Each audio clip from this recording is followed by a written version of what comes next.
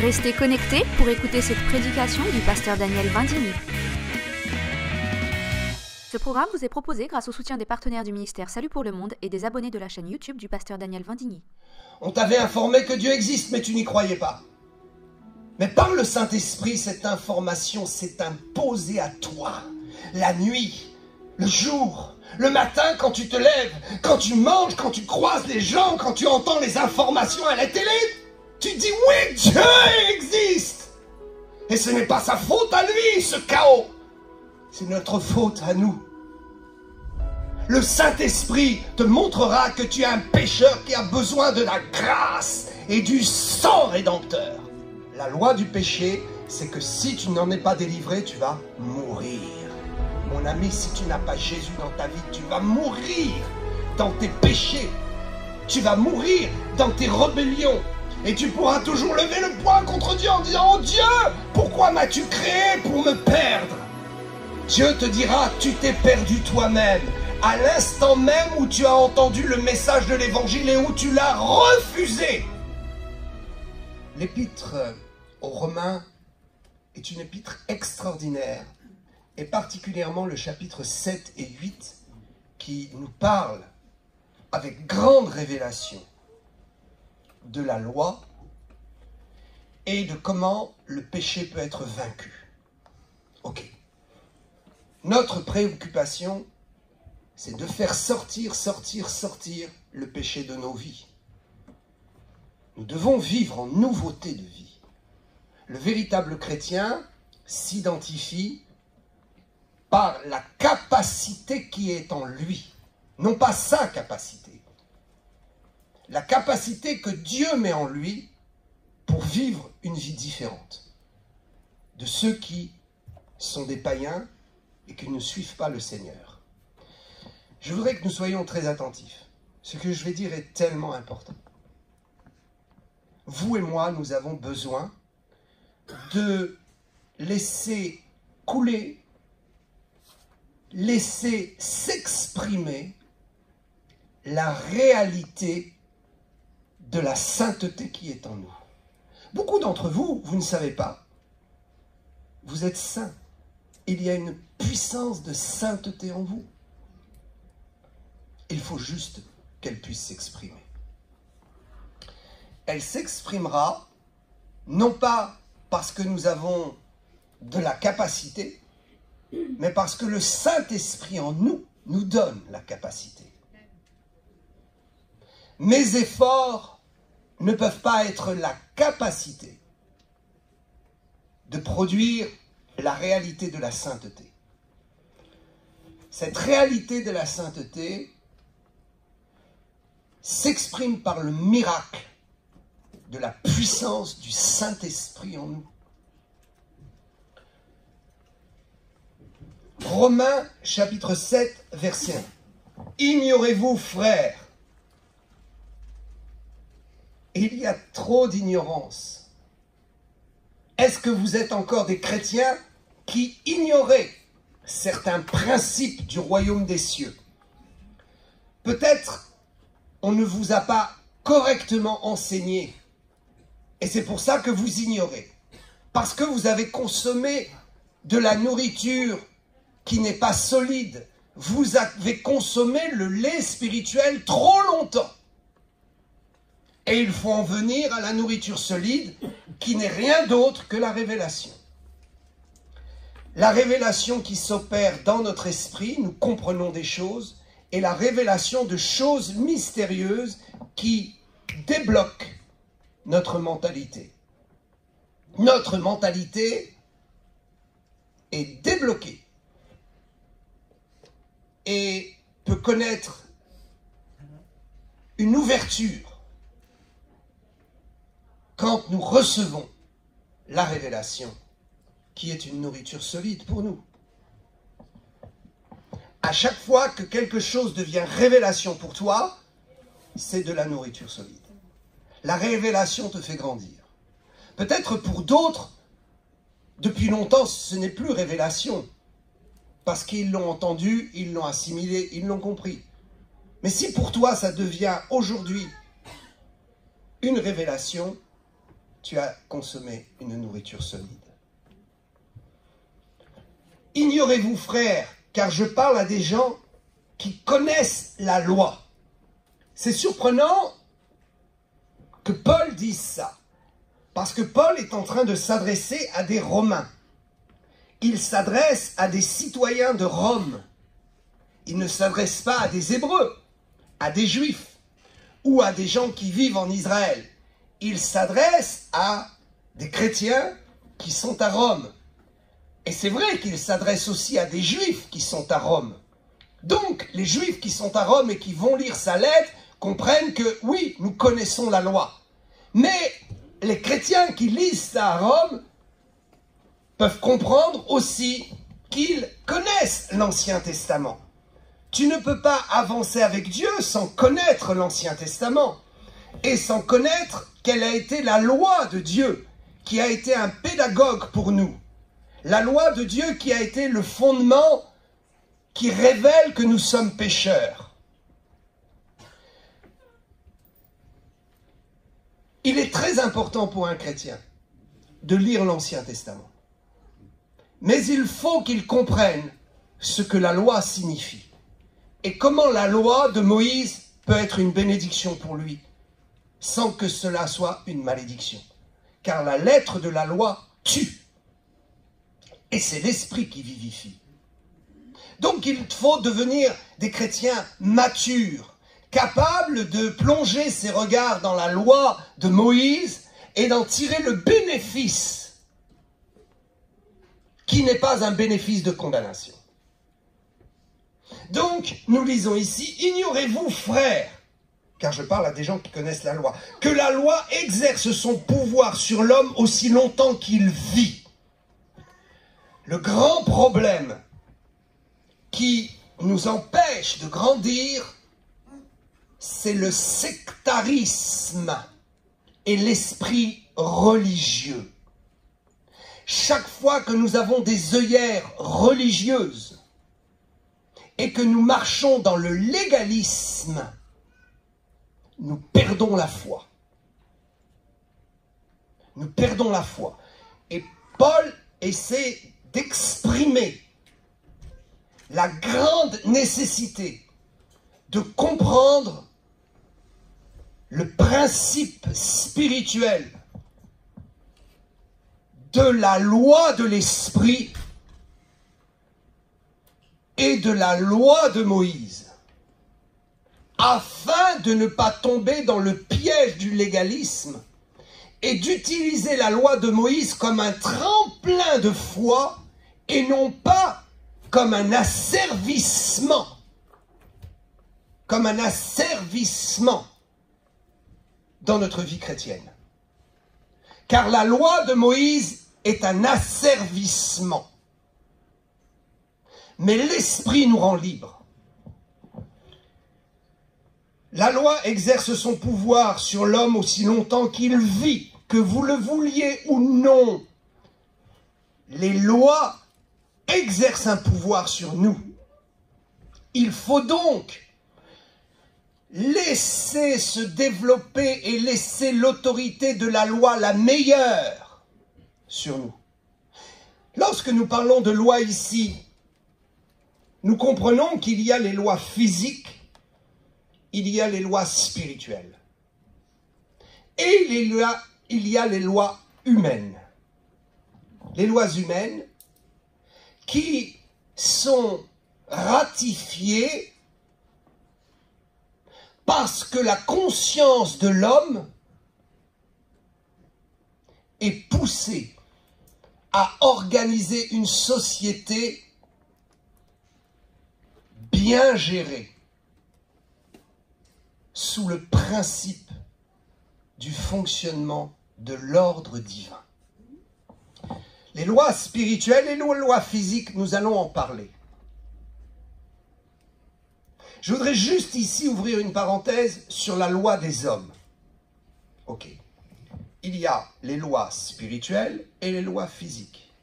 Et il y a les lois que les hommes font pour que la société soit en paix. Ces lois-là ne disparaissent pas lorsque nous sommes nés de nouveau. Bien au contraire, elles prennent tout leur sens. La loi des hommes prend tout son sens lorsque nous sommes nés de nouveau. Nous comprenons que Dieu a inspiré des lois sur cette terre pour que la grâce de Dieu puisse couler dans le mode de civilisation et de société organisée des hommes, pour qu'il n'y ait pas d'anarchie et de chaos. Je voudrais dire à tous les chrétiens qui ne respectent pas les lois, ils ne peuvent pas s'attirer la faveur du Saint-Esprit. Et ils combattent Dieu. Lorsque vous brûlez un feu rouge, vous combattez Dieu, je vous le dis.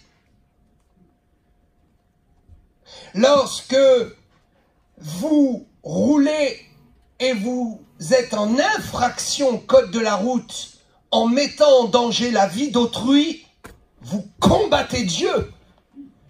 Et vous devez vous repentir, parce que vous n'êtes pas de bons chrétiens. La loi exercera son pouvoir tant que nous serons vivants. La loi spirituelle, les lois physiques, nous allons en parler. Nous pouvons annuler des lois physiques en laissant les lois spirituelles vivre en nous. Mais la loi des hommes, qui est inspirée par Dieu, doit être respectée. Il y a des gens qui enfreignent les lois et qui sont sous le coup d'une condamnation et qui viennent avec leur dossier, qui disent « Oh, il faut que Dieu intervienne, il faut que je ne sois pas jugé ni condamné. C'est normal. » Mon ami, si tu amènes ton dossier, repens-toi d'abord et fais un jeûne en disant « Seigneur, j'ai enfreint la loi, je dois être condamné. Mais je te prie que par la grâce, puisque je me repens et que je veux changer d'attitude, que par la grâce, tu m'épargnes la condamnation des hommes. » Et parfois, Dieu épargne. Il y a des chrétiens qui se sentent toujours persécutés. Ils disent « Oh, je suis persécuté ». Mais quand vous observez les causes de leur persécution, ils enfreignent les lois. Ils enfreignent les lois. Et ils ne respectent pas l'honneur d'une vie chrétienne sanctifiée qui marche dans la droiture. Vous observez et vous regardez que leur persécution cesserait au moment où ils acceptent de se soumettre aux lois dans le pays. Nous le savons. Si la loi des hommes nous oblige à enfreindre la loi de Dieu, nous n'avons plus à respecter la loi des hommes. Ça, c'est clair. Si le gouvernement te demande de faire une chose qui va à l'encontre de ce que Dieu te demande, tu n'as plus à obéir aux hommes. Tu obéis à Dieu. Parce que Dieu est au-dessus des hommes et c'est lui qui contrôle les choses. Et donc, c'est à lui que nous devons obéir. Mais si la loi des hommes te demande de faire quelque chose pour le bien civil, tu dois le faire. Je rends grâce à Dieu de ce que les gouvernements ne pourront jamais accuser les chrétiens de rébellion ou d'être des mauvais citoyens. Frères et sœurs, vous et moi, nous sommes les meilleurs citoyens qui puissent exister sur la terre. Quand nous respectons ce que la Bible dit et que nous nous comportons comme des vrais chrétiens, nous sommes les meilleurs citoyens. Mais lorsque nous enfreignons la loi, que nous sommes des voleurs, des bandits, alors à ce moment-là, nous sommes les pires des hommes et nous faisons honte à l'évangile de Jésus-Christ. La Bible dit dans Romains, toujours Romains chapitre 13 et verset 1, que toute personne soit soumise aux autorités supérieures, car il n'y a point d'autorité qui ne vienne de Dieu. Je voudrais ici préciser que tous ceux qui sont des magistrats ou des policiers ne sont pas forcément des gens qui font la volonté de Dieu ou qui font leur travail avec honnêteté. Mais ce que nous savons, ce que la Bible nous dit ici, c'est que le principe civil des lois et de l'autorité vient de Dieu. Certains diront, mais comment est-ce possible? Ce policier-là, c'est un voyou. Comment est-ce que la Bible dit que Dieu l'a élu? Mon ami, Dieu fait les grâces. Dieu permet que des gens soient élus. Ensuite, ces gens ont leur propre responsabilité et peuvent aussi ne pas obéir eux-mêmes. Donc ici, la Bible affirme une chose, c'est que dans la conscience de tout homme, il y a une recherche de paix, une recherche d'équilibre, une recherche d'organisation sociale. C'est la conscience. Et Dieu anime la conscience des peuples en poussant les peuples à s'organiser et à faire des lois. Ça, c'est le principe divin. Écoutez bien, dans toute société organisée, la juridiction et les lois sont une grâce de Dieu. Et c'est parce que Dieu est dans l'affaire qu'il n'y a pas le chaos dans ce monde. C'est pourquoi nous devons respecter la loi, parce que la loi agira jusqu'à notre mort, que vous le vouliez ou non. Alors, la suite du texte et les autorités qui existent ont été instituées par Dieu. Proverbes 8, 15 et 16 dira « Par moi les rois règnent et les princes ordonnent ce qui est juste. » Ok, ce texte est en train de nous dire qu'à chaque fois qu'un roi est élu, qu'un président est élu, Dieu l'a permis. Et à chaque fois que ce roi ou ce président fait quelque chose de juste, il ne le fait pas de sa propre volonté, il le fait parce que Dieu a animé sa conscience. Et parce que Dieu lui fait grâce d'obéir à sa conscience. Ça ne veut pas dire que tous les rois font des choses justes. Ce texte ne dit pas que tous les magistrats font des choses justes. Mais ce texte dit qu'à chaque fois qu'il y a justice qui est faite, Dieu est dans l'affaire. Et c'est Dieu qui contraint le magistrat, le roi ou le président à faire une justice. Je voudrais vous encourager. Si vous avez des dossiers en justice, si vous avez des dossiers dans l'administration, et qu'il y a quelqu'un qui est en train de bloquer ce dossier, la puissance de Dieu nous dit par ce texte de Proverbes 8, 15 et 16 que Dieu peut et va obliger le magistrat à vous faire justice. Je crois dans la puissance du Saint-Esprit qui oblige les autorités à me rendre justice quand je ne suis pas en tort. Il y a des chrétiens persécutés qui sont dans leurs droits, mais la justice n'est pas juste. Alors ils lisent ce texte et ils disent « Ouais, la Bible est fausse, ce magistrat n'est pas juste avec moi. » Non, Dieu dit que à chaque fois qu'il y a justice, il est dans l'affaire. Donc crois qu'il va influencer le magistrat. Si Dieu a su influencer les civilisations pour les obliger à mettre en place des lois pour l'ordre public, à combien plus forte raison Dieu peut toucher et obliger et contraindre le cœur et la conscience d'un magistrat, d'un policier, d'un juge ou quiconque a l'affaire entre ses mains, l'obliger à te rendre justice. Il est beaucoup plus facile de prier en disant « Seigneur, j'ai une affaire sur le dos, c'est de la persécution. Parce que dans cette affaire, moi je me suis bien comporté, alors fais-moi justice. » Que de dire « Seigneur, pardonne-moi, j'ai une affaire sur le dos, mais j'ai cette affaire parce que je me suis mal comporté. » Comprenez-vous la différence? Je veux vous encourager. Je veux vous encourager. Nous sommes sauvés par la justice de Dieu. Et cette justice de Dieu agit dans la justice des hommes. Parce que Dieu est dans l'affaire. Alléluia. Le texte continuera au verset 16. « Pour moi, gouvernent les chefs, les grands, tous les juges de la terre, tous ceux qui ont le pouvoir de te bénir ou de débloquer ta situation sont tenus dans les mains de Dieu. J'ordonne qu'ils deviennent les serviteurs de Dieu pour toi. À cet instant, maintenant, là quelque part dans le ciel, là quelque part dans le monde du royaume des cieux, un ange est envoyé. Et le Saint-Esprit est en train de tourmenter le cœur de ce juge pour toi. Alléluia. La loi agira jusqu'à ta mort. Béni soit le Seigneur, cette loi est en ma faveur. Donc, je ferme cette parenthèse et j'en viens à quelque chose de très important. Ok. Lisons dans Romains maintenant, chapitre 8, verset 1. Il n'y a donc maintenant aucune condamnation pour ceux qui sont en Jésus-Christ.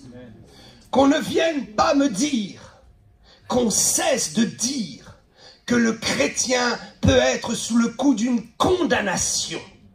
Il est sous le coup d'un apprentissage et d'un enseignement. Ce que tu vis, c'est pour t'apprendre, ce n'est pas le châtiment de Dieu.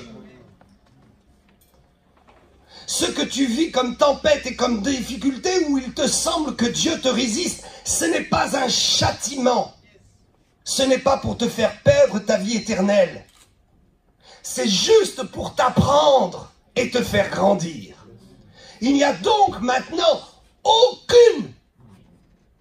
quiconque sur terre se lèvera pour te condamner sera rabaissé par la justice de Dieu qui te déclare libre. Libre, béni. Il n'y a plus de condamnation. Il y a juste une âme qui apprend à marcher avec Dieu. Chacune de tes chutes connaîtra le relèvement. Parce que Dieu s'intéresse plus à ton relèvement qu'à ta chute. Dieu ne s'intéresse pas de savoir pourquoi tu es tombé, mais il s'intéresse de savoir comment tu vas te relever. Alléluia.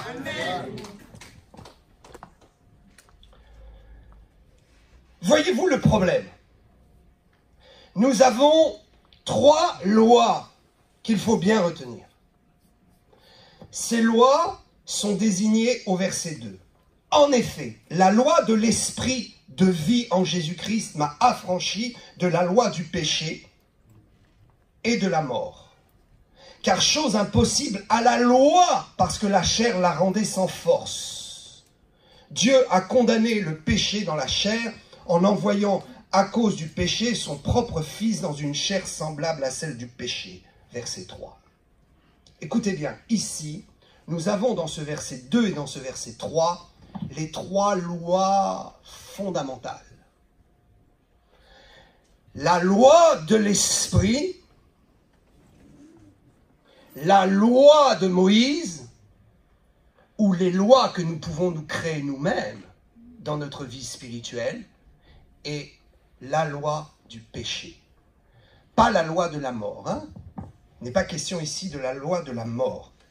C'est qu'il est question de la loi du péché et de la mort. Parce que la mort est l'aboutissement de la loi du péché. La mort est mariée avec le péché. La mort n'a pas de loi. C'est le péché qui a une loi. La loi du péché, c'est que si tu n'en es pas délivré, tu vas mourir. Mon ami, si tu n'as pas Jésus dans ta vie, tu vas mourir dans tes péchés. Tu vas mourir dans tes rébellions. Et tu pourras toujours lever le poing contre Dieu en disant « Oh Dieu, pourquoi m'as-tu créé pour me perdre ?» Dieu te dira « Tu t'es perdu toi-même. » À l'instant même où tu as entendu le message de l'évangile et où tu l'as refusé. La loi agira sur toi jusqu'à ta mort. La loi du péché agira. Et si tu n'en es pas dégagé, tu vas mourir. C'est une réalité. Si tu ne te dégages pas de la loi du péché, tu vas mourir. Je parle de cette mort éternelle dans les tourments et dans l'impossibilité de jouir de la création de Dieu. Ce qui fait notre vie, c'est que nous pouvons jouir de la création de Dieu. Nous allons revenir au principe de la loi de l'esprit, de la loi du péché et de la loi de Moïse. Mais avant cela, je voudrais que nous comprenions quelque chose afin de poser les bases. Il n'y a donc maintenant aucune condamnation pour ceux qui sont en Jésus-Christ. Ça veut dire que ceux qui ne sont pas en Jésus-Christ sont sous la condamnation.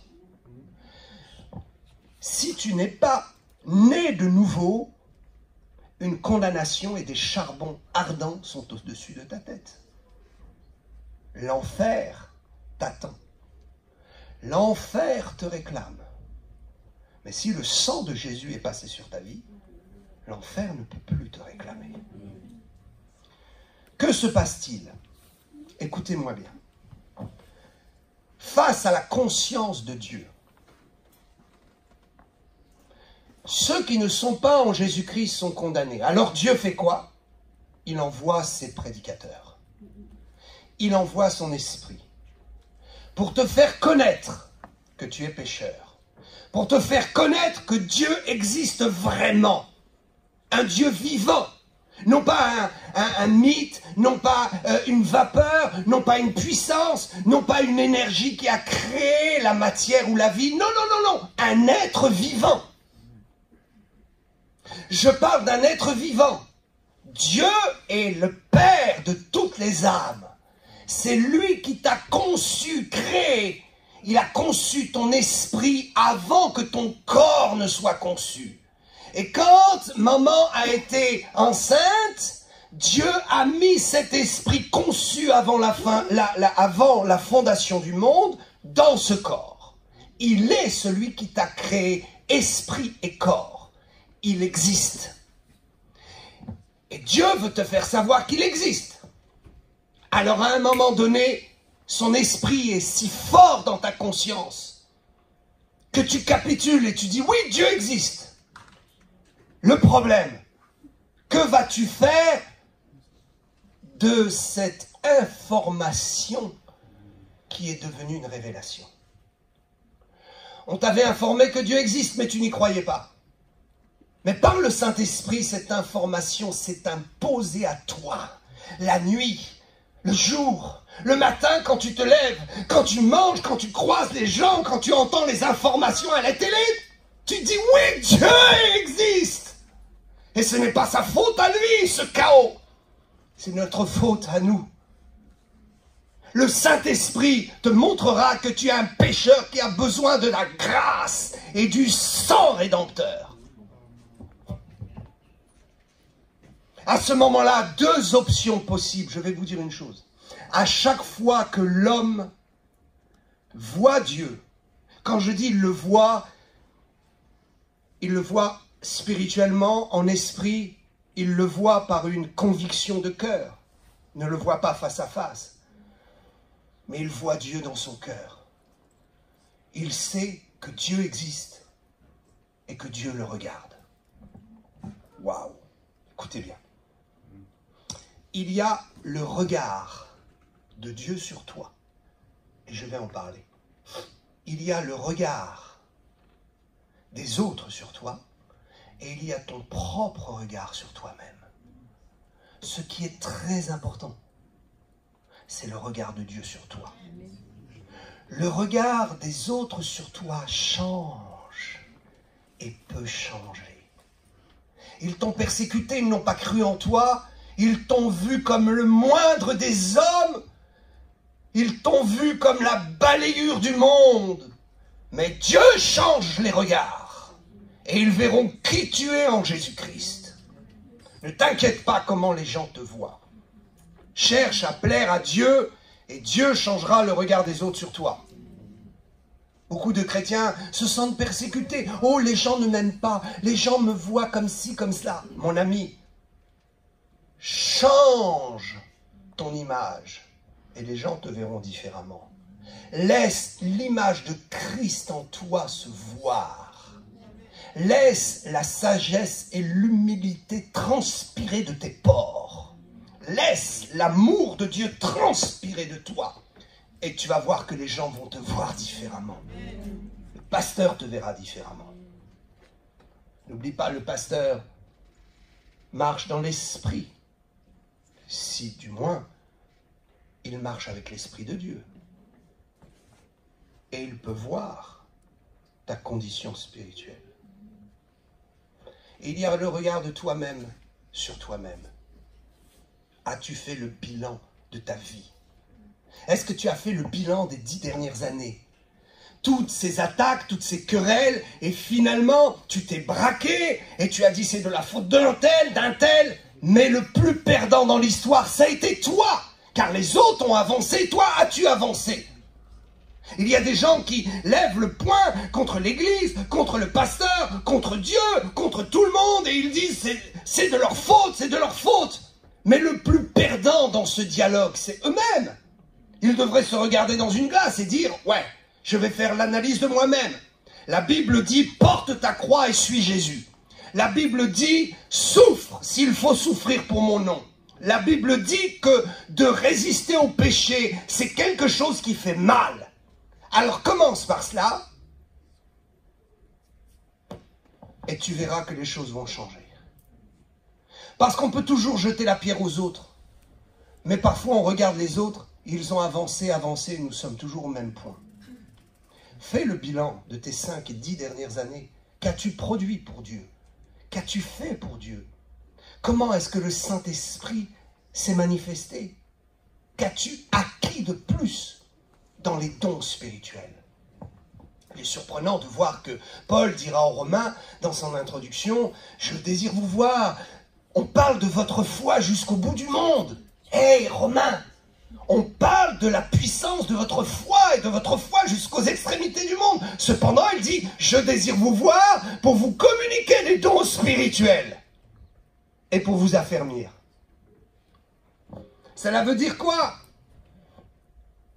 Cela veut dire que tu as toujours besoin de grandir et de faire le bilan sur ce que tu as aujourd'hui, mais ce que Dieu veut que tu aies pour demain. Je bénis le Seigneur de ce que certains ici, et beaucoup peuvent faire le bilan des 5 dernières années, des 10 dernières années, et peuvent considérer que, waouh, l'année dernière, j'ai fait un bond énorme. Les 2 dernières années, j'ai fait un bond énorme. Alléluia, je peux me regarder dans un miroir et faire l'analyse de ma vie. Et donc maintenant, je peux me regarder et dire, comment je vois les 5 prochaines années? L'année prochaine, que serez-vous devenus? Qu'est-ce que je serai devenu? L'année prochaine, à cette même époque, l'année prochaine, à la rentrée septembre, qui serai-je? Qui serez-vous? Aurez-vous fait un pas supplémentaire? Aurez-vous grandi? Je le crois par la foi. Je le crois par la foi. Autrement, ma prédication serait vaine. Autrement, ma prédication serait vaine. Mais ce n'est pas moi qui prêche, c'est Dieu qui prêche. Ma parole devient parole de Dieu pour vous. Donc Dieu ne se trompe pas. Et Dieu ne peut pas faire de travail sans un résultat. Vous êtes le résultat de Dieu. L'année prochaine à cette époque. L'année prochaine à cette époque.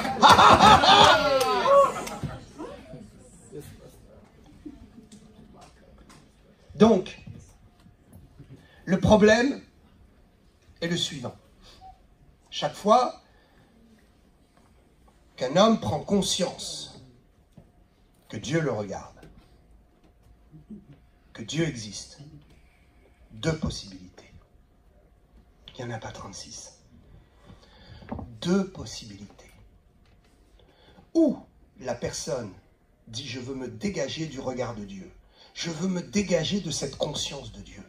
Oui, je suis allé à une réunion, j'ai été touché. Oui, j'ai été convaincu de la grâce, de la présence de Dieu et de son existence. Mais je ne veux pas vivre cette vie. Je veux fuir le regard de Dieu. Je veux fuir la Bible. Je veux fuir l'Église. Je veux vivre ma propre vie. Donc il fuit, il se cache du regard de Dieu. Tout au moins, il essaye. Car Dieu le verra toujours. Mais en se cachant, il aura l'impression que Dieu ne le voit plus. Il y a des gens qui quittent l'église et qui disent « Non, je ne peux pas porter cette croix. Je ne peux plus supporter le regard de Dieu qui est en train de me corriger constamment par sa parole. Mon ami, c'est un bénéfice. Écoute bien, c'est un bénéfice. La parole de Dieu te corrige, mais c'est bon, c'est bon. C'est extraordinaire, il te rend meilleur. Il fait de toi un vase d'honneur. Tu viens vase vil et vase vide. Vase vil et vase vide. Il te nettoie, il fait de toi un vase d'honneur et il te remplit. C'est pour ça qu'il faut venir à l'église, c'est pour cela qu'il faut lire la Bible, prier Dieu tous les jours. Dès l'instant où tu as la conscience que Dieu existe et qu'il te voit, fais tout pour être avec lui. Donc, deux possibilités. Il y a ceux qui fuient le regard de Dieu, qui fuient la réalité de Dieu.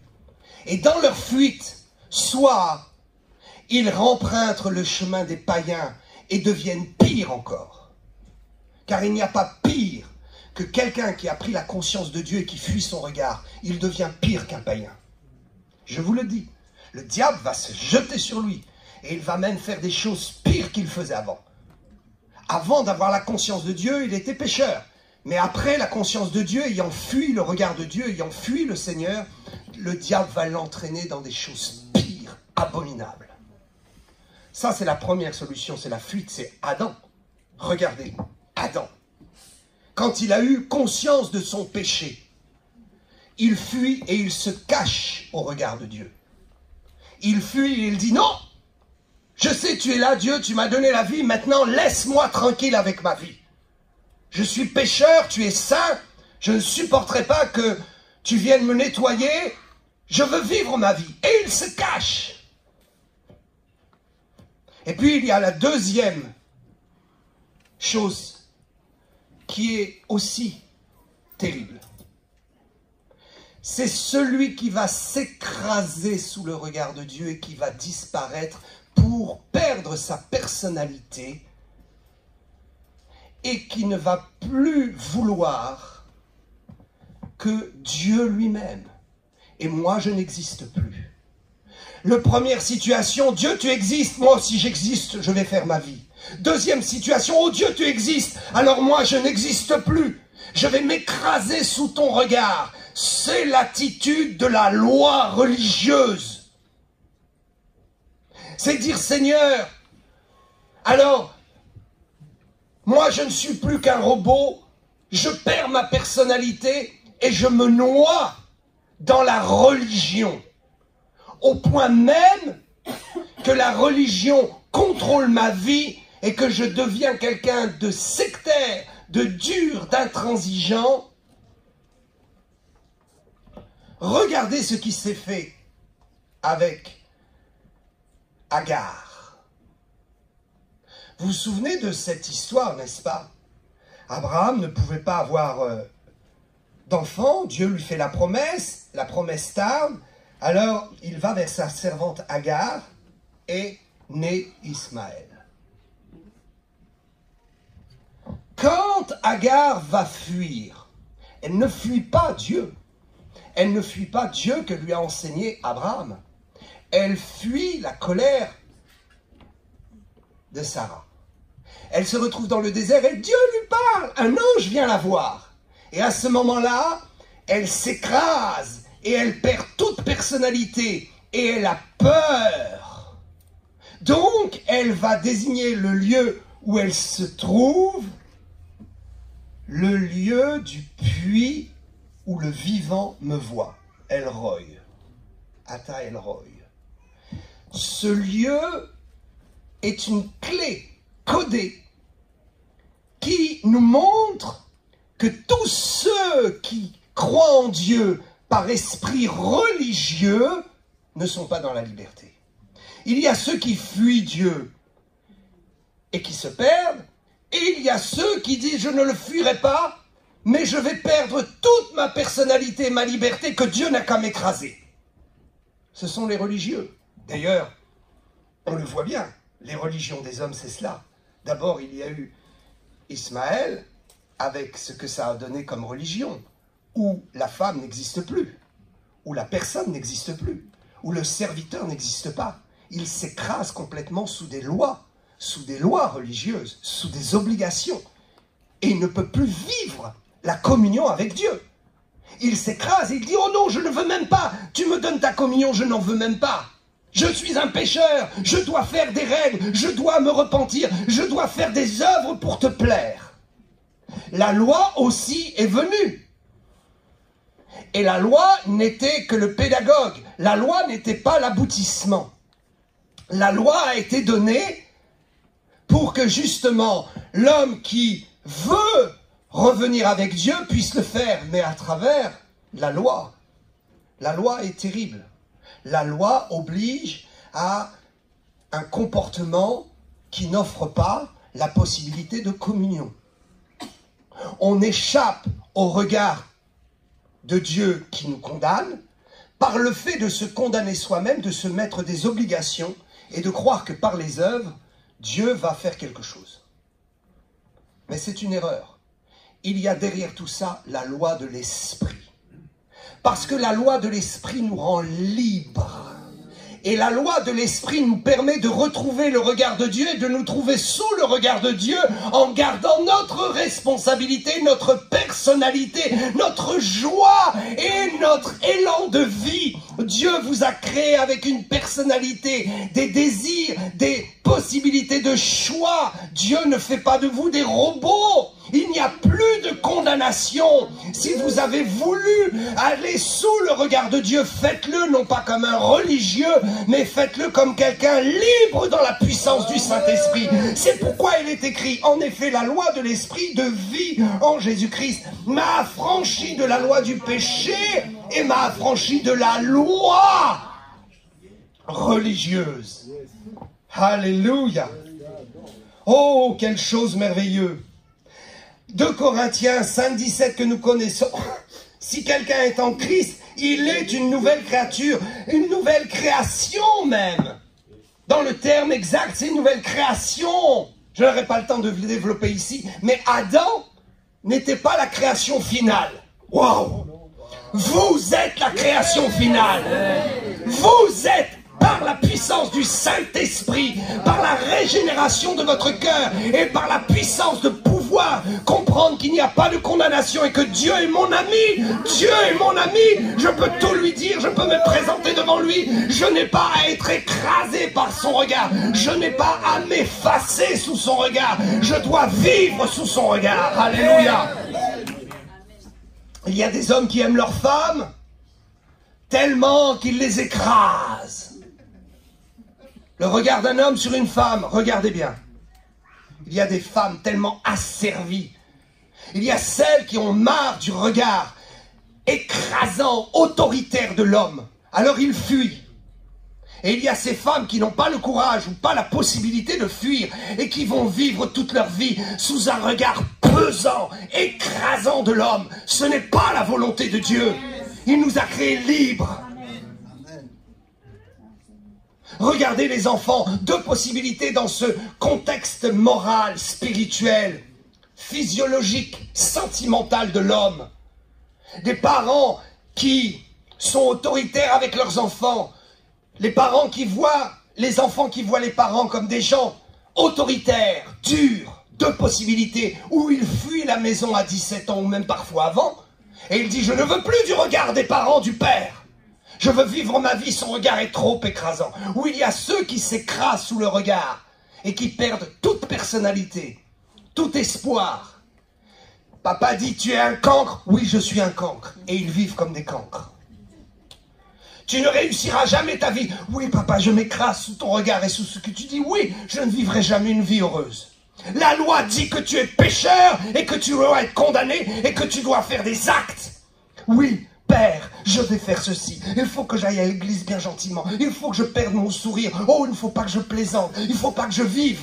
La loi de l'esprit nous a affranchis de cela. Le regard de Dieu sur toi est un regard libérateur par le Saint-Esprit. Si tu n'as pas le Saint-Esprit, tu ne peux pas comprendre ce que je dis. Si tu n'as pas le Saint-Esprit, tu vas te flageller, tu vas t'enfermer, tu vas souffrir. Parce que tu as décidé de vivre avec Dieu quand même. Mais sous une loi pesante. Parce que tu vois Dieu comme un Dieu qui condamne le pécheur. Or, la Bible dit, il n'y a plus aucune condamnation pour ceux qui sont en Jésus-Christ. Alléluia. Si quelqu'un est en Christ, il est une nouvelle création. Les choses anciennes sont passées, voici toutes choses sont devenues nouvelles. Une nouvelle ère. Une nouvelle loi. Quand tu ne connaissais pas Dieu, tu étais sous la loi du péché qui te forçait à faire des choses que tu ne voulais pas faire. Le péché qui t'obligeait à consommer un plaisir qui allait être de courte durée et qui allait te coûter cher. Mais tu étais sous cette loi. Tout homme est sous l'obligation du désir de la chair. Il y a des gens qui veulent s'en sortir et ne peuvent pas. Parce que la loi, c'est quand la chair a réclamé quelque chose. Si tu n'as pas le Saint-Esprit, tu vas obéir à la chair. Je t'assure que tu vas te soumettre à la chair. Il y a des gens qui ont des pulsions charnelles en eux terribles. Et ils ne voudraient pas, non, je ne veux pas, et ils le font, parce qu'il y a une loi établie, la loi du péché dans le corps de l'homme. C'est une réalité. Si tu ne veux pas croire en Dieu, analyse simplement. Quelle est la force qui te pousse à faire des choses que tu ne voudrais pas? Tu dis que tu es libre, alors ne le fais plus, et tu te rends compte que tu n'es pas libre. Mais le Saint-Esprit nous rend libres. Oh! Écoutez bien. Nous sommes soumis à la loi du péché. Ok. Cette loi du péché, c'est la condition humaine, la chair, le système qui nous environne, qui nous oblige à faire des choses que nous ne voudrions pas. Qui nous fait faire des choses que nous réprimons, qui nous fait désirer consommer un péché que nous regrettons après. La loi du péché, c'est la mort qui agit dans ton corps. C'est cet orgueil qui vient et qui s'impose à toi. C'est ce mensonge au cours d'un repas familial, au détour d'une rue, devant la caissière du supermarché. Ce mensonge qui s'impose à toi et que tu ne peux pas retenir, la loi du péché, la loi de la désobéissance, la loi qui va faire enfreindre les commandements de Dieu. Quelle est donc la solution pour arrêter et neutraliser cette loi? Si mon corps me dit fais cela et qu'il insiste tellement, ma volonté personnelle ne pourra pas réagir. Mais qu'est-ce qui me fera réagir? Deux possibilités. Soit tu t'es placé sous le regard de Dieu et tu dis « Oh Dieu, je vais m'efforcer. Ta parole dit, ta loi dit, alors je vais me flageller, je vais me faire violence. » Et au bout du compte, tu n'y arrives pas. Les religieux n'arrivent pas à se sanctifier, je vous le dis. Ce n'est qu'une apparence. J'ai vu des religieux pris la main dans le sac, pris au piège. Il y a même un religieux un jour qui m'a dit, dans le milieu évangélique, quelqu'un de très important, m'a dit, tu sais frère, pas vu, pas pris. C'est notre devise. J'ai un dossier contre le frère, il a un dossier contre moi. Parce que nous prêchons la sanctification, mais pour la vivre, c'est autre chose. Il faut être honnête quand même. Nous sommes des hommes. Comment un homme peut-il vivre toute sa vie de l'amour d'une seule femme? La loi du péché. Les religieux ne peuvent pas lutter contre la loi du péché. Donc face à cette loi du péché, pour la neutraliser, Dieu a envoyé la loi de Moïse. Et combien s'inspirent de la loi religieuse, ou se sont fabriqués leur propre loi de Moïse, ou ont transformé les commandements de Jésus en loi stricte.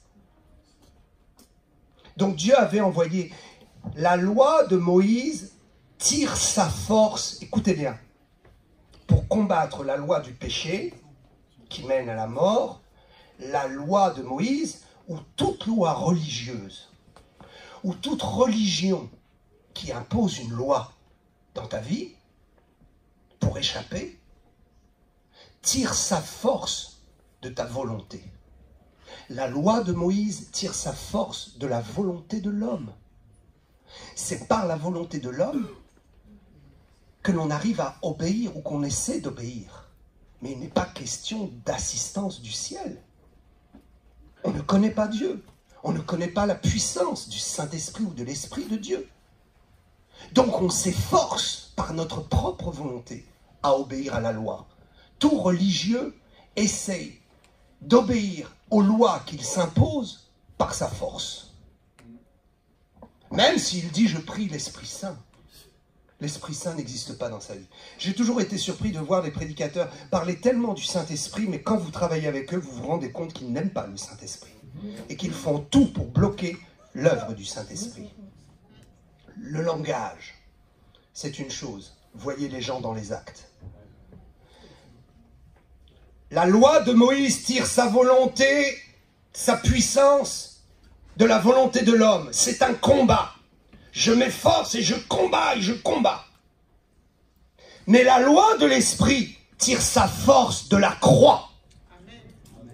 La loi de l'esprit tire sa force du sang répandu à Golgotha et des efforts que Jésus a fournis pour le Père. La loi de l'esprit ne tient plus compte de tes efforts, mais de la foi que tu mets dans le sacrifice de Jésus qui a tout accompli pour toi. Quand tu vis avec le Saint-Esprit, tu es connecté à la puissance de la croix. Et quand le péché se présente ou que la loi du péché agit en toi, tu opposes ta mort avec Jésus. Tu opposes le sacrifice de Jésus à la croix. Tu montres que le sang a coulé et que le péché a été neutralisé en toi par la puissance de la victoire de Jésus et du sacrifice de Jésus. Pour vaincre le péché, mon ami, il te faut la communion avec l'Esprit de Dieu. Il te faut entrer dans la loi de l'Esprit, ce qui est écrit ici. En effet, verset 2 du chapitre 8 de Romains, la loi de l'esprit de vie. La loi de l'esprit. Est-ce que tu connais la loi de l'esprit? La loi de l'esprit, c'est qu'il ne faut pas attrister le Saint-Esprit. La loi de l'esprit, c'est qu'il faut vivre par la foi. La loi de l'esprit, c'est que tu dois constamment voir la victoire de Jésus à la croix pour toi. La loi de l'esprit, c'est que tu ne dois pas te battre avec tes propres efforts, avec tes bonnes dispositions religieuses. Je vais à l'église tous les dimanches. Alors tu es à l'église tous les dimanches. Et quand le verre d'alcool ou la drogue se présente, tu vas dire à la drogue, je te refuse parce que je vais à l'église tous les dimanches. Le diable va rire. Le diable va se moquer de toi. Parce qu'il sait qu'il n'y a aucune puissance que tu puisses tirer de ta discipline. La discipline n'offre pas la puissance. La discipline répond simplement à la loi de l'esprit. Nous laissons couler la loi de l'esprit en nous disciplinant. Mais si je rate un culte, il n'y a pas de condamnation. Si je rate un culte, ce n'est pas pour ça que je ne vais pas détruire la loi du péché en moi. Je ne dis pas qu'il faut ne pas venir à l'église. Mais je dis qu'il faut cesser d'être des religieux, bêtes et stupides. C'est le cœur qui doit changer. La loi de l'esprit, c'est que Dieu te donne un cœur nouveau. La loi de l'esprit, c'est que ton cœur change, que ta disposition change et que tes envies ne sont plus les mêmes. Le Saint-Esprit détruit en toi les envies de la chair. La loi et tes obligations religieuses ne peuvent pas détruire les envies de la chair. Seule la puissance du Saint-Esprit peut le faire, parce que le Saint-Esprit amène la réalité de la condamnation de la chair. La loi de l'Esprit, c'est d'amener le fait que ta chair a été condamnée et qu'elle ne peut plus agir. Comment? Par l'identification à la mort de Jésus. Tu es mort à la croix avec Jésus-Christ. Je vais te dire un mystère. Quand dans le ciel, Dieu avait décidé de sauver l'humanité avant que l'humanité ne chute. Dieu est éternel. Ok. Écoutez bien. Un jour, je me suis posé la question. J'ai dit, Dieu, j'ai un problème. Je peux concevoir l'éternité devant moi. Mais je ne peux pas concevoir l'éternité avant moi. Toi, Dieu, tu es éternel parce que tu es comme moi. Tu n'auras pas de fin. Et par toi, je n'aurai pas de fin. Mais le problème, c'est que moi, j'ai un début. Et toi, tu n'as pas de commencement. Et cela fait exploser mes neurones. Cela fait exploser mon cerveau. Comment est-ce possible? L'éternité conçue devant, ok? Mais l'éternité avant, jamais de commencement. Mais tu viens bien de quelque part, Dieu! Parce que moi, je viens de quelque part. Alors, mon esprit me dit qu'il faut venir de quelque part. Mais quand je serai mort et au ciel, mon esprit ne me dira plus parce que je verrai tel qu'il est. Et Dieu m'a donné une réponse. Il m'a dit, fils, tu fais erreur. Je ne suis pas éternel. Oh! Tu n'es pas éternel? Le Saint-Esprit m'a parlé clairement. Je ne suis pas éternel. Je suis l'éternité. Je suis moi-même l'éternité. Tu ne peux pas comprendre que l'éternité ne peut pas engendrer l'éternité. L'éternité est un fait. Je suis une personne qui est l'éternité. En lui, tout a été créé. En lui, tout a été fait. Son esprit est une personne qui est elle-même l'éternité. Il faut juste une révélation pour comprendre cela. L'esprit m'a affranchi. Non pas la loi, non pas mes obligations, bien que j'ai des obligations, mais lorsque nous aurons compris que l'esprit nous affranchit, nous ne pratiquerons plus nos obligations de la même façon. C'est spirituel. Vous savez, on dit à quelqu'un, je sais que je suis sauvé. Mais comment lui expliquer? C'est une expérience et une révélation.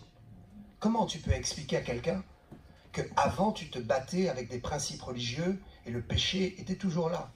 Et qu'ensuite tu as mené une vie de sainteté tout simplement parce que tu as vécu avec le Saint-Esprit et les choses se sont faites naturellement. C'est une question d'expérience. Mais je vous assure que ça marche. Je vous assure que j'ai été moi aussi un religieux sectaire, bien des années avant. Moi aussi j'ai été un légaliste et je me suis battu en essayant par ma volonté d'obéir à Dieu. Mais quand j'ai laissé la personne du Saint-Esprit imposer la loi de l'Esprit en moi, mon cœur a changé. Mon cœur a changé. Je me suis mis à aimer les gens naturellement. Je vais te dire, ce qui fait que nous sommes nés de nouveau, c'est que nous avons été changés. Et que nous n'acceptons plus le péché.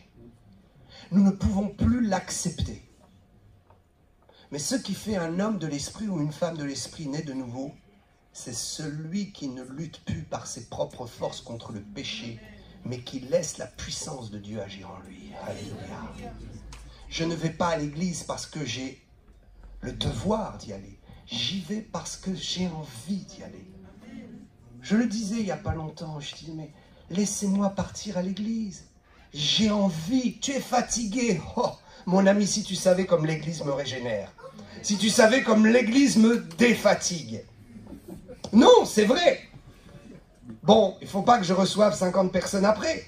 Mais le moment du culte, Le moment de l'adoration me régénère, j'ai envie d'y aller, je ne me force pas. Le religieux se force à mettre son réveil, à se lever, à aller à l'église. Celui qui vit dans la loi de l'esprit se lève promptement et a envie d'aller rencontrer Dieu. C'est un besoin, c'est un besoin. Laisse la loi de l'esprit créer le besoin en toi et deviens fort, deviens spirituel. Que Dieu soit loué, levons-nous à notre place, amen.